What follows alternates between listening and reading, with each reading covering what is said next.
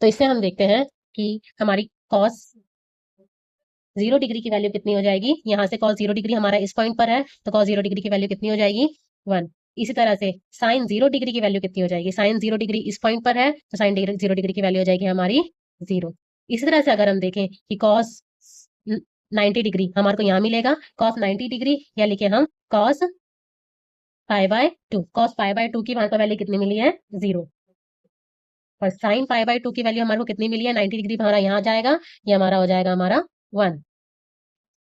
इस तरह से हम देखेंगे कि साइन पाई की वैल्यू हमारे को कितनी मिली है, साइन पाई की वैल्यू कितनी हो जाएगी, साइन पाई हमारे को इस पॉइंट पर मिलता है, वाई एक्सिस वाला होता है साइन, तो साइन पाई की वैल्यू कितनी हो जाएगी हमारी 0। इस तरह से कॉस पाई की वैल्यू देखेंगे, कॉस पाई की वैल्यू कितनी हो जाएगी -1। अब हम देखते हैं साइन 3π/2, साइन 3π/2 यानी 3π/2 हमारे को इस माइनस नेगेटिव वाई एक्सिस पे मिलता है, तो साइन की वैल्यू हमारी कौन सी होती है वाई वाली, वो हमारा हो जाएगा -1 हो जाएगी। हमारी कॉस 3π/2 की वैल्यू देखते हैं वो कितनी हो जाएगी 0। इसी तरह से हम देखते हैं cos 2π की वैल्यू, cos 2π की वैल्यू कितनी हो जाएगी, वापस एक चक्कर निकालेंगे तो हमारा कितना हो जाएगा, cos 2π यहाँ आएगा तो cos 2π की वैल्यू वापस कितनी हो जाएगी 1। और इसी तरह से sin 2π की वैल्यू कितनी हो जाएगी हमारे पास 0। अब हम देखते हैं कि देखो ये तो हमारा क्या होता है 0 डिग्री, 0 डिग्री से यहाँ चलेंगे तो कितना हो जाएगा 90 डिग्री, 90 डिग्री हमारा कितना होता है π/2, 90 डिग्री से यहाँ जाएंगे तो कितना हो जाएगा 180 डिग्री, 180 डिग्री कितना होता है हमारा पाई, यहाँ से फिर यहाँ जाएंगे तो कितना हो जाएगा 3π/2 यानी 270 डिग्री। अगर इसको 270 डिग्री को हम रेडियन में चेंज करते हैं तो कितना आएगा 3π/2। वापस इसका चक्कर निकालेंगे और वापस इनिशियल पॉइंट पे पहुंचेंगे एक चक्कर लगा के, तो वो कितना हो जाता है हमारा 2π।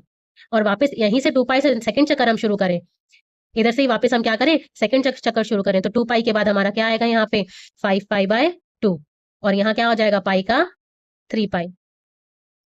3π से वापस आएंगे तो ये हमारा कौन सा पॉइंट हो जाएगा 7π/2।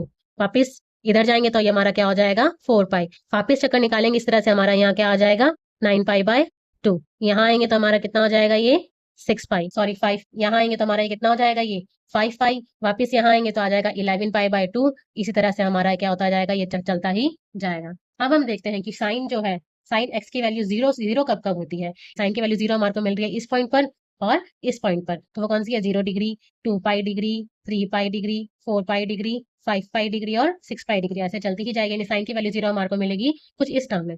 इस तरह से हम कॉस की वैल्यू देखते हैं, कॉस की वैल्यू हमारे को 0 कहाँ मिल रही है, एक इस पॉइंट पे और एक इस पॉइंट पे। कौन कौन सा पॉइंट है ये कि π/2 पे हमारे को मिल रही है 0, फिर 3π/2 पे हमारे को 0 मिल रही है और 5π/2 पे हमारे को 0 मिल रही है। इसलिए अभी हमने जो डायग्राम देखा है ये हमने देखा है कि अगर हम क्या करें एंटी क्लॉकवाइज एंगल को घुमाएं तब हमारे एंगल्स क्या हो जाएंगे पॉजिटिव। इसी तरह से अगर हम क्या करेंगे